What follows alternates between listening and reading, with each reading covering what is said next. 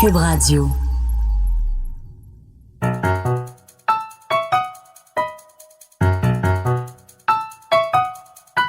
Ici Mathieu Bock-Côté et bienvenue aux Idées mènent le monde.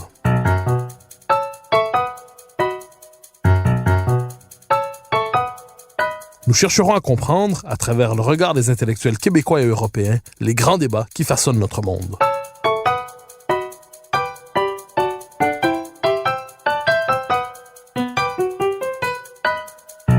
Le général de Gaulle est certainement l'un des plus grands hommes du XXe siècle. Ses admirateurs se passionnent pour le 18 juin 40 ou encore pour son retour au pouvoir en 1958. On s'intéresse moins toutefois à ces dernières années qui seraient apparemment moins intéressantes, moins passionnantes. Ce serait celle du déclin du grand homme. Mais l'historien et haut fonctionnaire Arnaud Tessier ne partage pas ce jugement. Dans un ouvrage passionnant, De Gaulle 1969, il montre comment le grand homme avait eu l'intuition des tendances fondamentales du monde à venir et comment sa philosophie politique nous permet de l'éclairer et d'avoir une emprise sur lui. C'est avec un grand plaisir que je le reçois aujourd'hui. Arnaud Tessier, bonjour. Bonjour. Alors, question première, tout simplement. Que représente dans la vie du général de Gaulle, dans son parcours, l'année 1969? L'année 1969 représente pour De Gaulle non pas une fin, mais un début. Bien sûr, il est au bout de son existence, il approche des 80 ans, il sait que le temps lui est compté, mais, et c'est ça la caractéristique tout à fait stupéfiante de De Gaulle, c'est qu'il ne se situe pas dans la temporalité normale d'un être humain. Peut-être parce que c'est un lecteur de Bergson et qu'il sait que le passé brûle le présent et que l'histoire n'est qu'une sorte de création continue. Peut-être aussi, est-ce parce que c'est un homme qui ne se résigne jamais. Donc, il y a eu les événements de 68 qui l'ont pris un peu de court, qu'il a su dominer, et puis il a son mandat terminé, qui couvre encore, il a encore plusieurs années de présidence devant lui, mais il veut absolument mettre en œuvre des réformes de grande envergure qu'il n'a pas pu encore lancer parce qu'il a manqué de temps. Je crois que quand on parle de Gaulle, il faut toujours se souvenir qu'il arrive au pouvoir en 58 et qu'en réalité, il n'aura qu'une grosse dizaine d'années pour accomplir une partie de son œuvre. D'abord terminer la guerre d'Algérie, ensuite installer les institutions et puis ensuite préparer le futur de la France, son futur politique, administratif, économique, social, reprendre l'œuvre engagée en 44-45.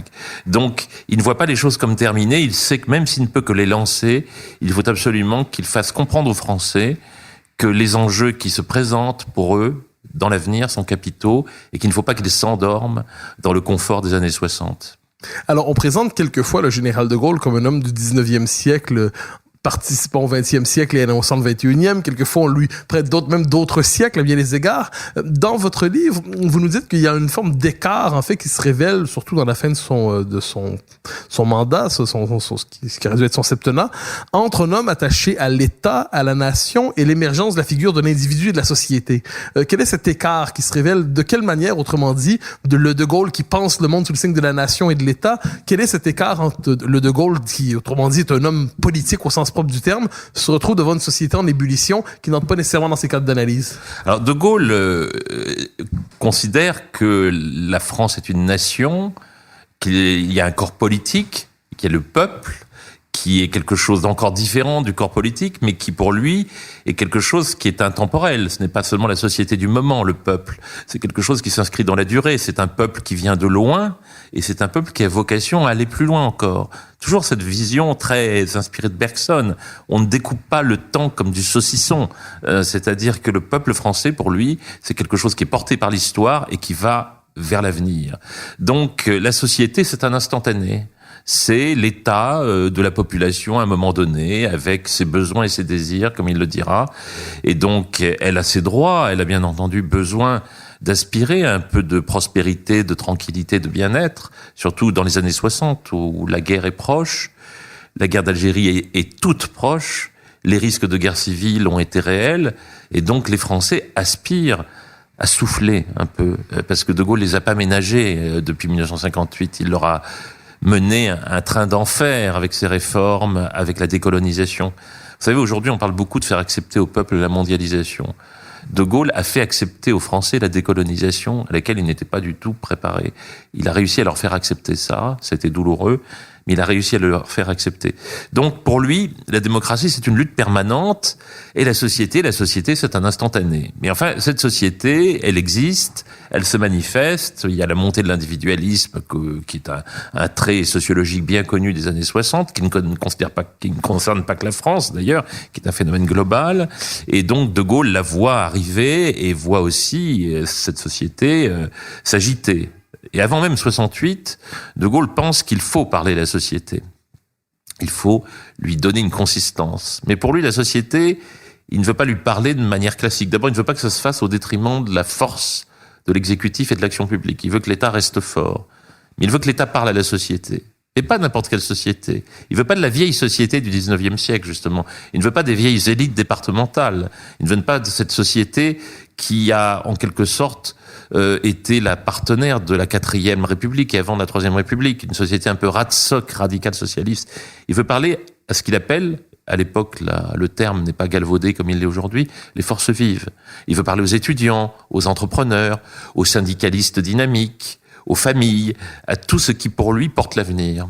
Et donc c'est pourquoi il s'engage vers la fin des années 60 dans une série de réflexions et de projets de réforme qui concernent à la fois l'organisation territoriale et en même temps la participation de la société aux entreprises, à l'université. Simplement, 68 va le prendre de court et il va être obligé de remodeler son plan de bataille, mais cette idée que l'État doit dialoguer avec la société, mais sans baisser la garde, c'est une idée qu'il a avant 68. C'est un projet d'ailleurs qu'il cherchera à faire inscrire dans le droit, dans les institutions par le référendum échoué, en disant qu'il doit associer les milieux économiques, les milieux sociaux à l'intérieur même de la représentation nationale. Oui, il a inventé avant la lettre la démocratie participative qui a fait Florès dans les années 2000. Participer. Il faut que la société participe à l'émergence des grandes transformations du pays. Mais pour lui, c'est distinct de l'élection, qui est un geste politique, c'est distinct de la légitimité électorale, c'est simplement une sorte de dialogue avec ceux qui, au sein de la société, sont pour lui porteurs de l'avenir.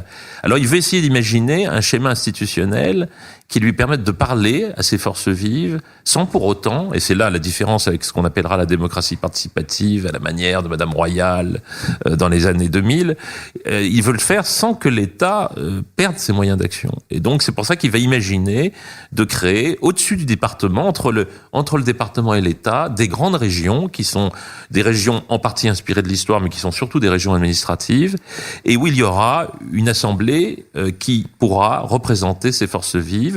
Il y aura des élus, mais il y aura aussi des représentants des syndicats, des corps intermédiaires, il y aura des entrepreneurs, et cette société-là pourra discuter avec l'État.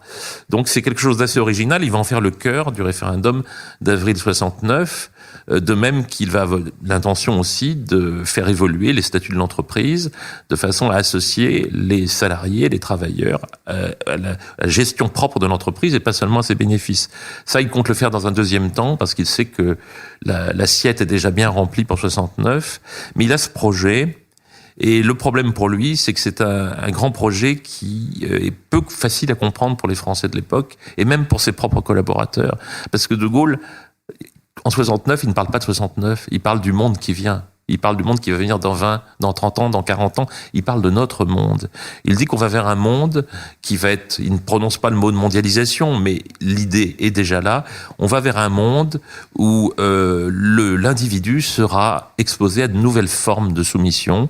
On va vers un monde où il est convaincu que le communisme perdra de son emprise et où le capitalisme se retrouvera en réalité seul face à ses contradictions et face à ce qu'il appelle son infirmité morale. Et donc il invite en fait, les chefs d'entreprise, il invite la société française à s'armer pour l'avenir parce qu'il dit en quelque sorte, les grandes menaces, elles sont devant nous et si nous ne voulons pas être soumis à un ordre où la technique dominera l'homme, eh bien il faut que nous préparions, que nous armions avec un État fort, avec une société consciente de ses devoirs et des nécessités de l'avenir. Il ne faut pas s'endormir dans le confort. Alors un autre élément du De Gaulle tardif, du dernier De Gaulle, c'est l'importance qu'il accorde, appelons ça une forme, vous me corrigerez sur la formule, mais une autre internationale que celle que nous connaissons, une forme d'internationale des nations, si je peux me permettre l'image. Des nations. C'est le discours de Phnom Penh, mais c'est aussi le Vive le Québec libre. équilibre. Et c'est l'attention portée justement dans une époque qui croyait diviser le monde en blocs, en superpuissance, où chacun devait prêter allégeance à la capitale de l'empire du moment. De Gaulle cherche à rappeler l'importance des nations, des cultures nationales. Est-ce qu'on peut dire que de ce point de vue, De Gaulle devine l'importance ou la renaissance à venir de ce qu'on appellera aujourd'hui les identités nationales? Tout à fait.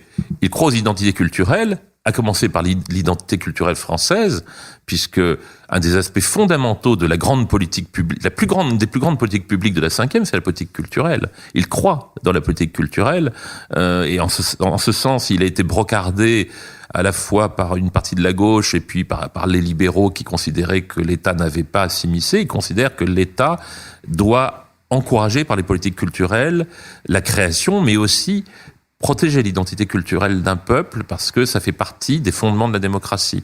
Et il transpose ce raisonnement à l'échelle du monde parce qu'il ne croit pas à la durabilité des idéologies, il croit au risque de domination d'un seul modèle culturel, quel qu'il soit. Et je crois que toute sa politique étrangère, tout son discours de politique internationale est à réinterpréter en ce sens. Et en particulier, je crois que le discours de Québec était très mal compris, y compris par certains de ses collaborateurs. Là aussi, ce n'est pas un discours du passé. Ce n'est pas seulement les vieux liens qui unissent à la belle province, même si c'est très important pour lui. C'est aussi un discours, c'est surtout un discours qui regarde vers l'avenir et qui veut dire attention, ne laissez pas niveler, abolir ce qui fait les cultures, parce que ces cultures, ces identités culturelles sont le seul lien que nous ayons de fort avec la démocratie. De Gaulle est profondément démocrate. Il le montrera en démissionnant après un référendum que personne ne l'obligeait à faire et sur lequel personne ne l'obligeait à prendre une telle décision à l'issue du résultat.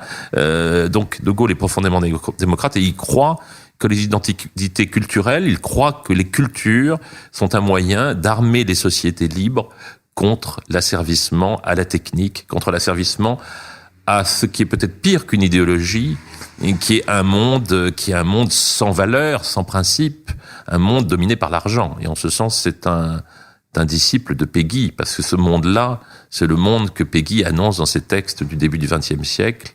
L'argent, et là aussi, Péguy n'est pas un homme du XIXe siècle. C'est un homme qui est adossé à l'histoire et qui voit le monde se former, et le monde qu'il voit se dessiner est un monde qui peut nous entraîner vers l'esclavage si l'homme, au sein de la démocratie, ne s'arme pas, à la fois politiquement, socialement et intellectuellement. Alors, on a tendance aujourd'hui à dire d'une société que plus elle se modernise et plus d'une manière ou de l'autre, elle effacera son identité. Plus elle se projette dans le monde nouveau qui vient, plus elle effacera sa singularité en quelque sorte. Or, lorsqu'on vous lit, on comprend que chez De Gaulle, il est possible de conjuguer, je le dis avec des guillemets, mais il est possible de conjuguer, appelons ça tradition et modernité, ou ancrage dans l'histoire et projection dans l'avenir, ou encore identité culturelle profonde et pari sur le progrès néanmoins. Est-ce qu'on peut dire que chez lui, il n'y a pas de contradiction entre cette idée de parier sur le progrès, l'avenir, la modernité, appelons ça comme on veut, et de l'autre côté, cette idée que le substrat fondamental d'un pays demeure le même, que son identité n'en sera pas altérée? Oui, tout à fait. Pour lui, il n'y a pas de contradiction. J'ai écrit un texte pour un livre sur De Gaulle conservateur, je dois en écrire un sur De Gaulle révolutionnaire, et je vais dire la même chose. De Gaulle est à la fois conservateur et révolutionnaire. C'est-à-dire qu'il sait que pour conserver ce qui fait la civilisation, ce qui fait notre civilisation, il faut être révolutionnaire. Il faut bouger, il faut agir tout le temps. Il le dit d'ailleurs dans tous ses textes. Au commencement était le verbe, non, au commencement était l'action. Il le dit dans Le fil de l'épée. Il le dira aussi sur le fait que la politique, il insistera sur le fait que la politique, ça doit être une action permanente. Et d'ailleurs, la Cinquième République, sous De Gaulle, c'est une république perpétuellement active et où les institutions, ce n'est pas comme aujourd'hui, ce qu'elles sont devenues aujourd'hui, les institutions qui sont fortes n'ont pas pour but de protéger le pouvoir, mais de lui permettre d'agir et de l'exposer au contraire au risque. Un risque calculé puisque les institutions sont fortes, mais les institutions ne doivent pas devenir une sorte de forteresse à l'intérieur de laquelle une élite se protège du peuple et en réalité des réalités les plus profondes. Donc pour De Gaulle, tradition et modernité, c'est la même chose, à condition que cette entrée dans la modernité soit maîtrisée par l'individu, aidée, portée par une communauté, et une communauté qui s'incarne dans un État. C'est quelque chose que Pompidou lui-même reprendra. Il dira, l'individu dans le monde qui commence. Il dira ça devant le Conseil d'État en 70, quand il est président de la République.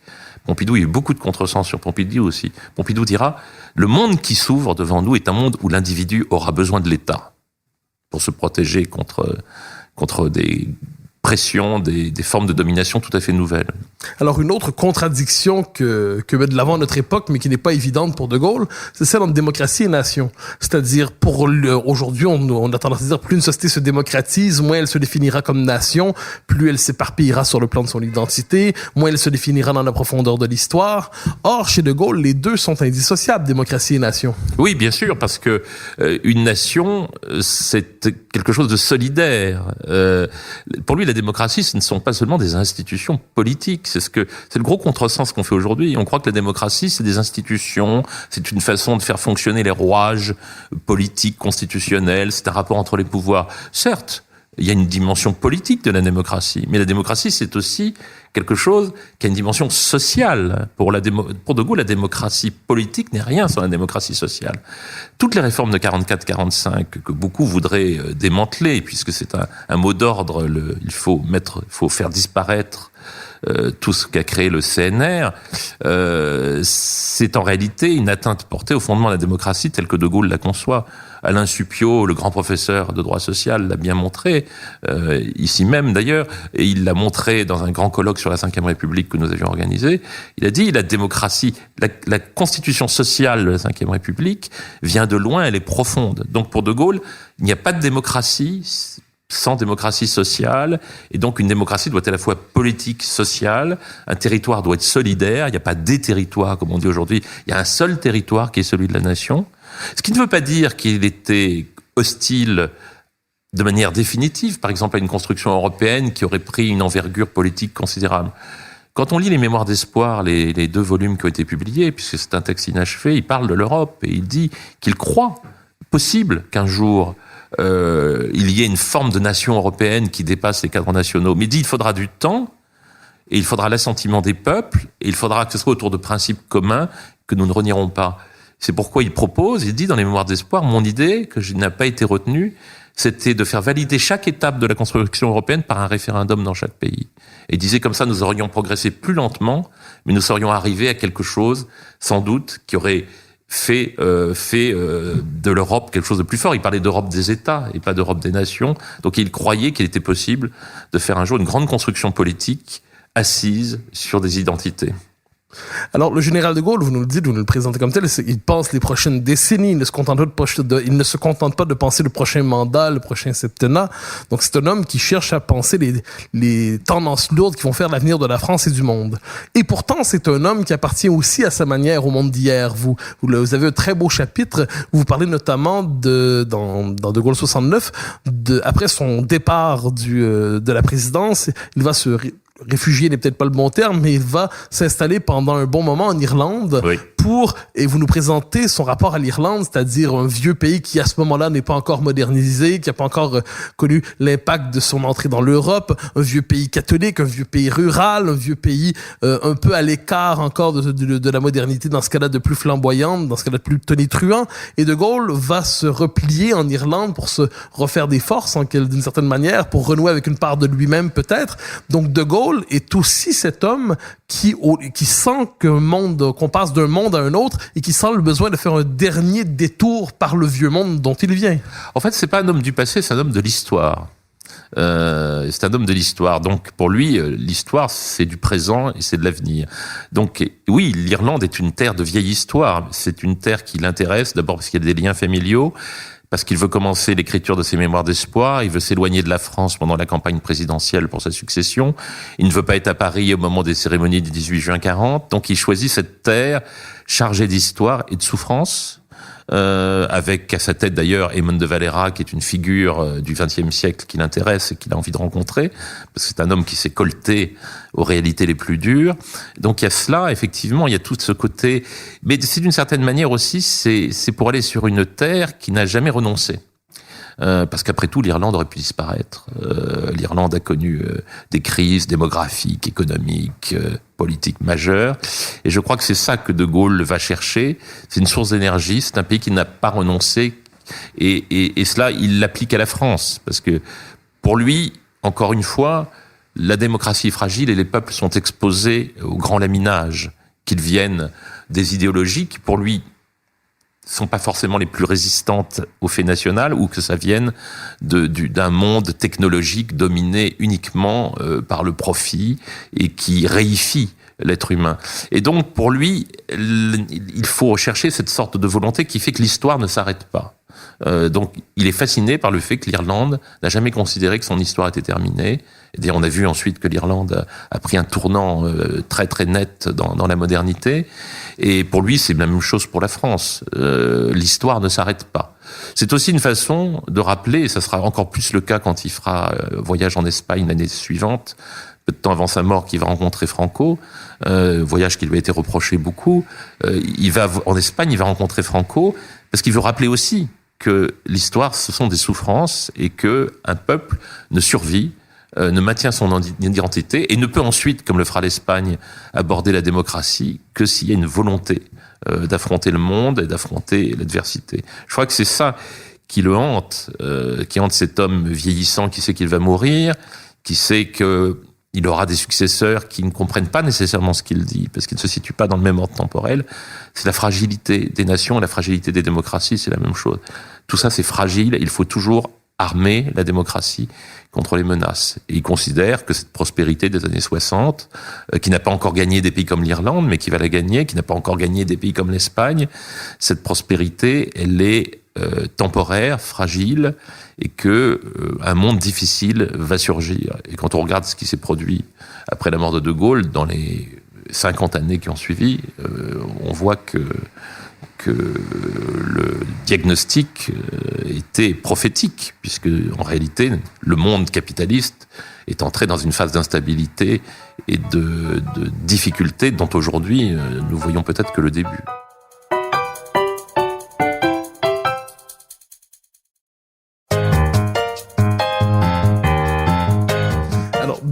Dans votre ouvrage, vous nous rappelez l'importance des mémoires d'espoir.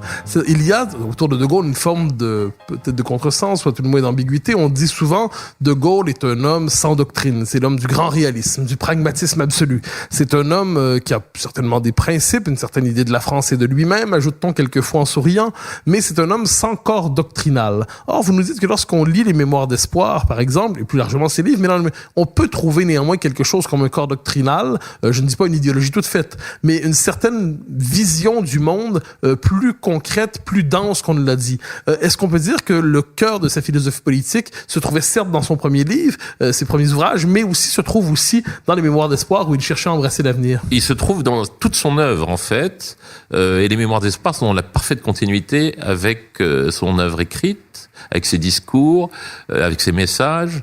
J'ai été très frappé, par exemple, du fait que De Gaulle est tout entier dans son premier livre, La discorde chez l'ennemi. Dans La discorde chez l'ennemi, il y a déjà ce saisissement qu'il ressent devant la fragilité des démocraties, d'une manière générale, des nations, des systèmes. Il voit le système allemand, le Reich, qui s'effondre en 1918 de manière spectaculaire. Ensuite, il va voir, 16 ans plus tard, la France s'effondrer aussi sous le coup de boutoir militaire.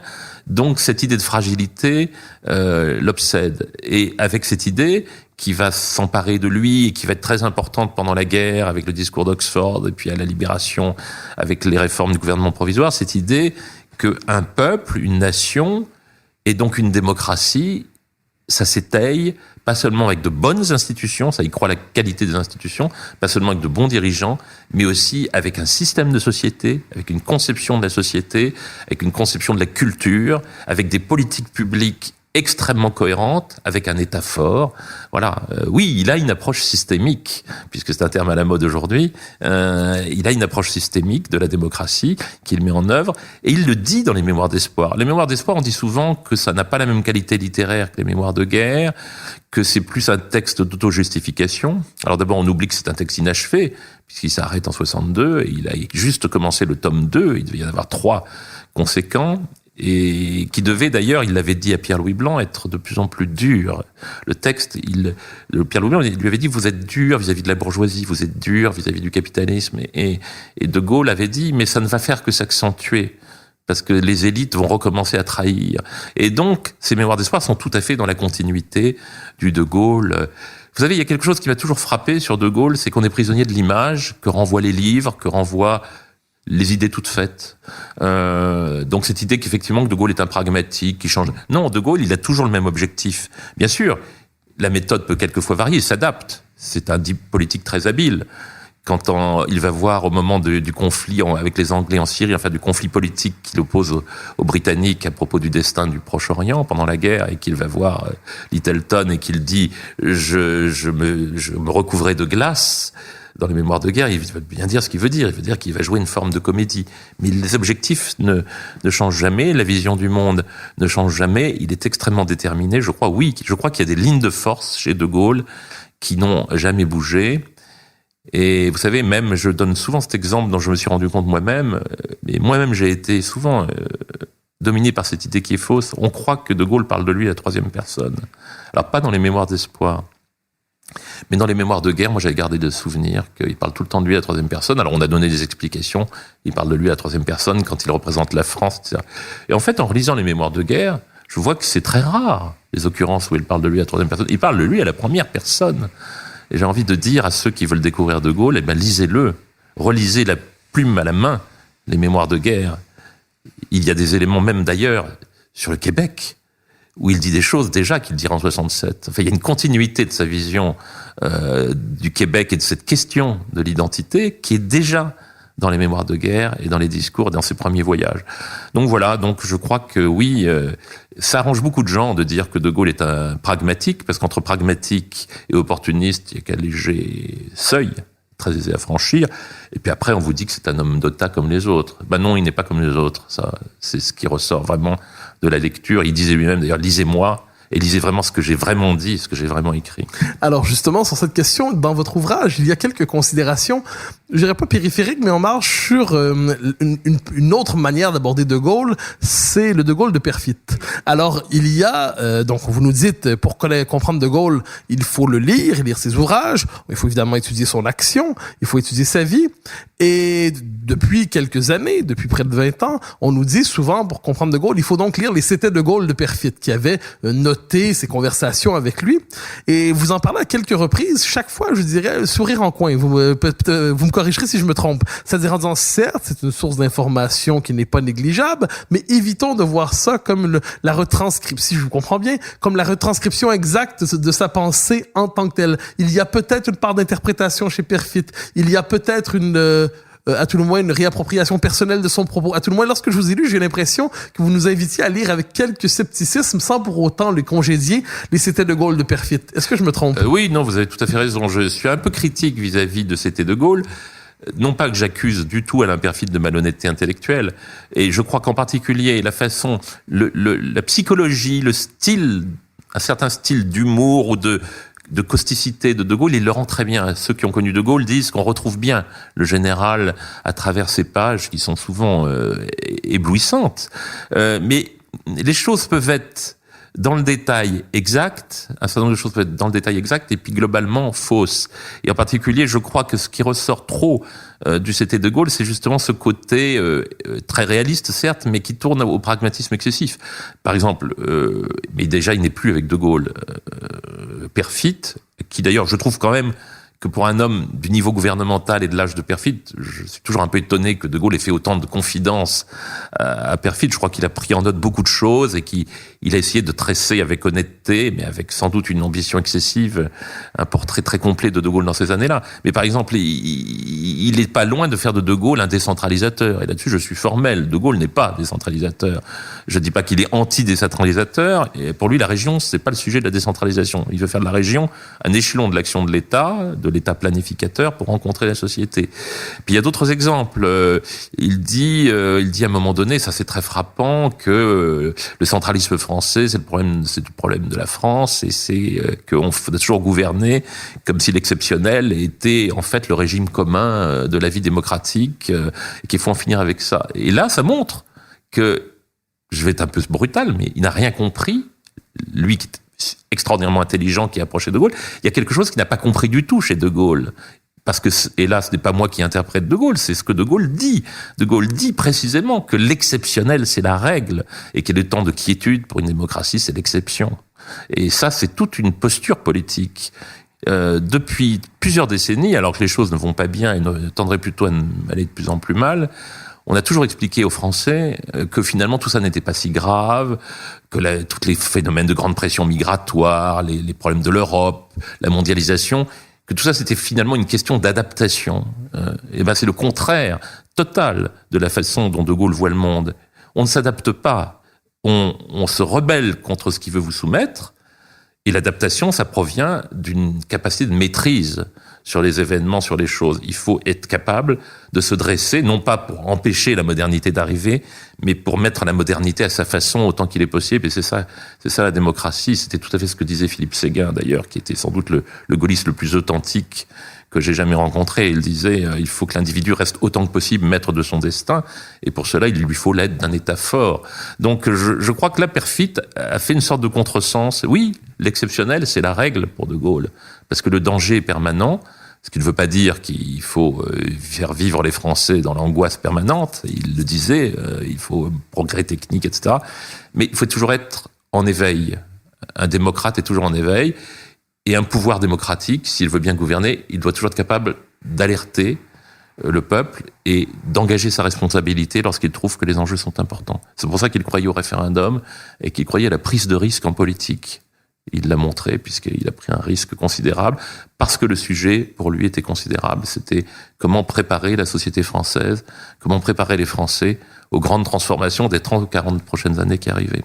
Alors, vous avez devancé ma prochaine question, c'est-à-dire dans la mesure où De Gaulle, ce n'est pas qu'un réalisme, ce n'est pas qu'un pragmatisme, ce qui permet à tout le monde de s'en réclamer finalement. C'est-à-dire si De Gaulle, ce n'est rien, mais n'importe qui peut être gaulliste. C'est un radical socialiste, oui. Alors, donc il y a à tout le moins un corps de doctrine, c'est à tout le moins une philosophie chez De Gaulle. Et vous avez consacré un précédent ouvrage à justement celui qui est probablement l'héritier le plus légitime, le plus convaincant du général De Gaulle, c'est Philippe Séguin. Philippe Séguin qui est un personnage aussi très connu au Québec, qui est un ami du Québec. Et j'aimerais vous entendre justement sur, appelons ça, le gaullisme sans De Gaulle. C'est-à-dire, dans la mesure, on a souvent dit, du gaullisme sans De Gaulle, c'est impossible.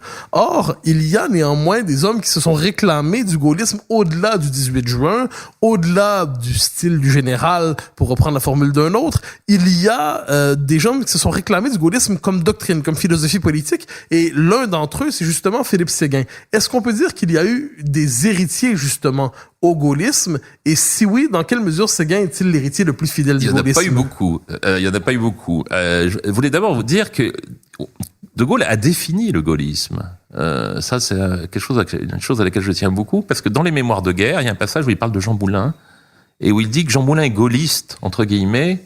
Il explique pourquoi. C'est parce que, il dit parce qu'évidemment il a organisé la résistance, c'est quelqu'un qui refuse la soumission, mais la définition du gaullisme, selon De Gaulle, il la donne presque, il a incorporé l'État à la résistance, dit-il. Il a incorporé l'État à la résistance, et ça veut dire qu'il a pris un mouvement qui était un mouvement de refus, de rejet, d'indépendance, de dignité. Mais ça ne suffit pas pour De Gaulle. Il faut que tout ça soit organisé et mis au service de quelque chose de supérieur qui est l'intérêt national, l'intérêt public, qui est beaucoup plus fort que la notion d'intérêt général. Il a incorporé l'État, c'est-à-dire l'intérêt public, c'est-à-dire la nation dans toute son histoire, hors même du seul champ de la guerre. Il a incorporé l'État dans quelque chose qui était un grand mouvement, mais temporaire, né des circonstances. Et ça, c'est la définition du gaullisme. C'est qu'on ne regarde pas le présent comme un instantané, la société comme un instantané et les tragédies comme des instantanés. On porte quelque chose qui vient de loin et qui va loin. Et quelque chose, c'est l'État qui le porte, l'État au sens large, c'est-à-dire une puissance administrative articulée avec une puissance politique et avec une conscience très forte de l'identité nationale. Et cela, effectivement, Philippe Séguin en a été l'héritier direct, l'héritier absolument direct, peut-être le seul héritier véritable sur la place politique, en tout cas le seul d'une certaine envergure. C'est sans doute pour ça qu'il a tenu à l'écart du pouvoir avec une certaine constance. Et d'ailleurs, lui-même en était conscient, puisqu'il disait qu'il s'était battu pendant sa vie politique, il disait ça au début des années 2000, contre la dégaullisation du RPR, du Rassemblement pour la République. Il lui disait, on a assisté à la dégaullisation du RPR. Il avait refusé d'adhérer en 2002 à l'UMP lorsqu'elle a été créée, parce qu'il a dit que c'est la seule fois. Il avait toujours adhéré au RPR, même s'il n'était pas d'accord. Mais il avait dit non, mais l'UMP, ce n'est plus du gaullisme, c'est une sorte de consortium centriste européen et libéral qui n'a plus aucune unité, qui n'a plus rien à voir avec le gaullisme. Donc oui, je pense que Philippe Séguin était d'une certaine manière le dernier gaulliste de cette époque. Il n'est peut-être pas le dernier gaulliste dans l'absolu. Je ne sais pas s'il y a une doctrine gaulliste, mais une vision gaulliste, gaullienne de l'histoire, de la société, du capitalisme, du futur, qui n'est absolument pas démodée.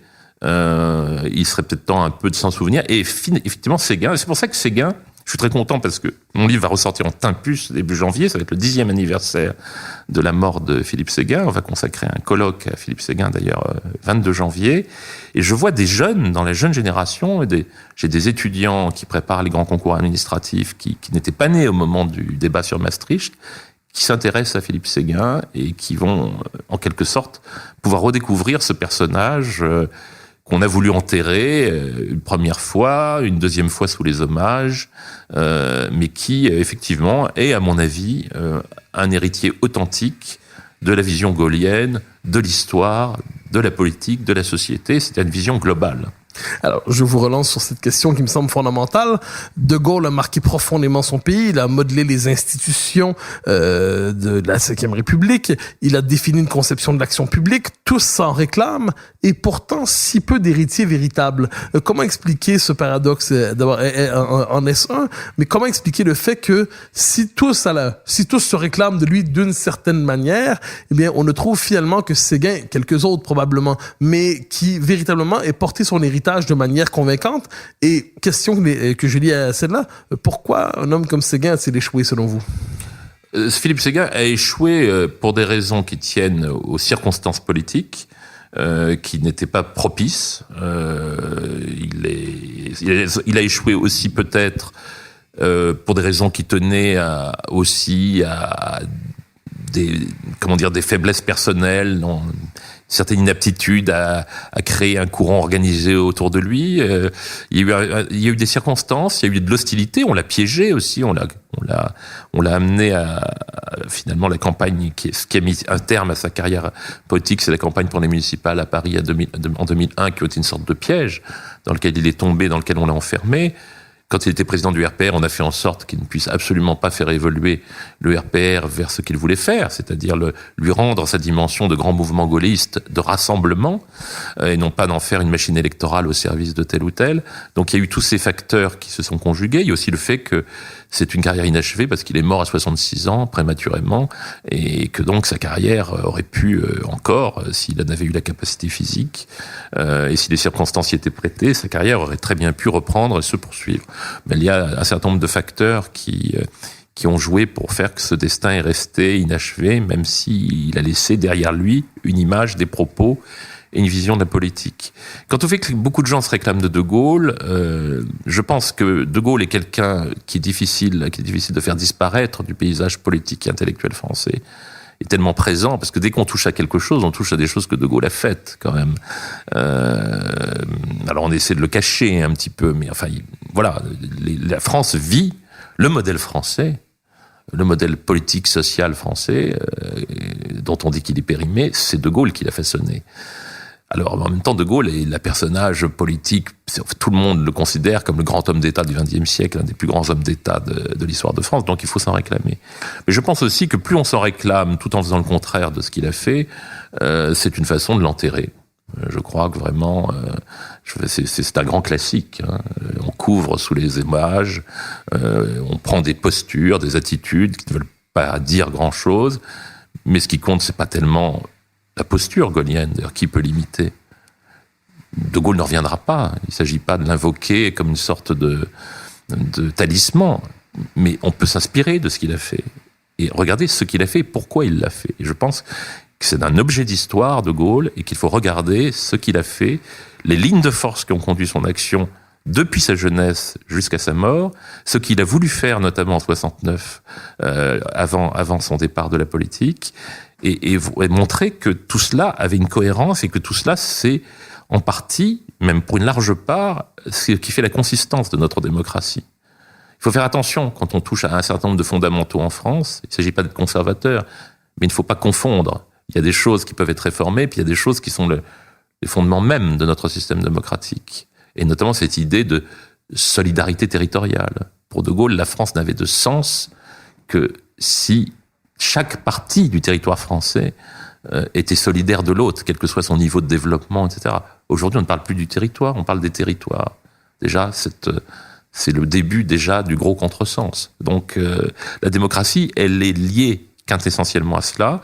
C'est ce que disait Brodel, qui était très inquiet de la façon dont la décentralisation s'engageait en 82-83, malgré sa sympathie pour François Mitterrand et malgré cette sorte d'affinité intellectuelle qu'il pouvait avoir avec l'idée de démocratie locale. Il disait la façon dont la décentralisation s'engage me fait très peur parce que je crains que la France, qui est faite de tissus délicats, cousus ensemble, ne se découse. Et avec elle, notre démocratie. C'est exactement ce que nous connaissons. Alors, il nous reste le temps d'une dernière question. Lorsqu'on pense au général de Gaulle, bien évidemment, on pense à une doctrine, une vision du monde pour la France, par la France et pour la France. Pourtant, le général de Gaulle a été une source d'inspiration à l'extérieur de son propre pays. Il l'est au Québec, évidemment, mais il l'est ailleurs aussi, où on aime s'en réclamer. C'est une figure qui fascine au-delà des seuls Français. Y aurait-il moyen, de ce point de vue, au-delà de ce qu'on pourrait appeler les réformes qu'il a portées pour la France, le moyen de tirer une forme de vision générale du gaullisme? Il avait une capacité d'inspirer, une philosophie du gaullisme en quelque sorte qui serait qu'on pourrait légitimement sinon exporter, à tout le moins appliquer à d'autres contextes, à d'autres situations. Autrement dit, est-il possible d'imaginer un gaullisme non pas seulement pour la France, mais un gaullisme pour le monde? Oui, je crois que je n'ai plus la phrase exacte en mémoire, mais que je cite dans mon livre de Jean-Marie Domnac, qui dans la revue Esprit, juste après la mort de Gaulle, fait un très bel article sur De Gaulle.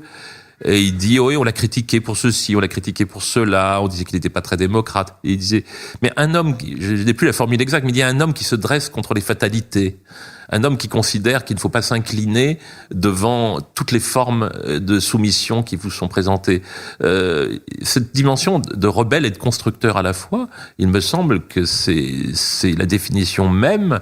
Alors je n'aime pas le mot humanisme qui est trop, pareil, galvaudé, mais c'est une définition de l'humanité. Alors c'est une humanité, c'est un peu comme Péguy, c'est une humanité française, l'humanité de De Gaulle. C'est une humanité fabriquée dans un terreau qui est celui de la civilisation française, mais c'est une civilisation française qui a, pour le coup, à certains moments de son histoire, eu une dimension universelle. Et oui, il y a quelque chose d'universel chez De Gaulle. Je ne crois pas du tout que ces grands discours internationaux qu'on lui a reprochés comme étant opportunistes, comme Phnom Penh ou Québec, où Jacques Chirac prétendait que De Gaulle était gâteux. Enfin, vous voyez, je crois que tous ces grands discours qu'il a faits n'étaient pas anti-américains, n'étaient pas destinés à provoquer pour le plaisir la Grande-Bretagne ou à faire de barouf à l'étranger, à montrer qu'il n'était pas mort ni totalement vieillissant. Je crois que ça correspondait à une vraie vision du monde. Pour lui, ce qui était valable pour la France, c'était valable pour le monde. C'est-à-dire que c'est une certaine conception de la dignité de l'homme, de la dignité du travailleur. C'est ce qu'il dit dans le discours d'Oxford, la dignité du travailleur. Et j'ai été très frappé par le fait, je ne l'ai pas dit dans mon livre parce que j'ai relu le texte après, malheureusement, il y a une similitude extraordinaire entre le déclin du courage, le discours d'Harvard de Solzhenitsyn qui est prononcé une dizaine d'années plus tard, et ce que dit De Gaulle en 69. Solzhenitsyn dit la même chose. Il dit la même chose aux démocraties occidentales. Il dit, vous rêvez d'une sorte de progrès absolu et indéfini à l'ombre du communisme qui vous protège. Mais il disait, le communisme prendra fin et vous, les Occidentaux, vous vous retrouverez face à vos propres contradictions et ce qu'il vous faudra, comme toujours, ce sera du courage. Du courage.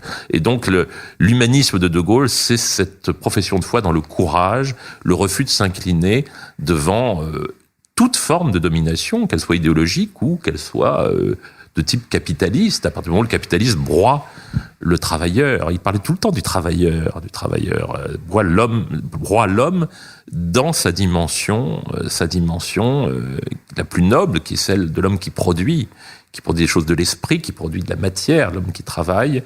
Je crois que c'était quelque chose de fondamental pour lui, cette défense d'une certaine forme d'humanité, et qu'il voulait mettre en garde contre ces formes d'asservissement qui arrivaient. Et ça, c'est sans doute quelque chose qui était façonné par une culture profondément française, mais c'est un message qui est universel. Et je pense que c'est pour ça que De Gaulle conserve une image très forte. Quand il est allé faire son cours au Québec, début des années 90, au début des années 2000, il a pris comme thème la mondialisation, qui n'était pas un thème tellement à la mode. Et il a dit des choses très fortes. Et il y tenait. Je me souviens, on en a parlé. Philippe Séguin avait marqué le Québec à ce moment-là. J'étais son ancien collaborateur, Philippe Séguin. Il m'avait dit, je veux parler de ça, parce que c'est ça le vrai sujet qui arrive. Il disait ça, en 99-2000, il disait, le vrai sujet qui arrive, c'est la mondialisation. Et les formes d'asservissement qu'elle contient, pour tous ceux qui travaillent, mais pour les peuples aussi. Arnaud Tessier, je vous remercie infiniment pour votre passage où se démène le monde. C'est moi qui vous remercie.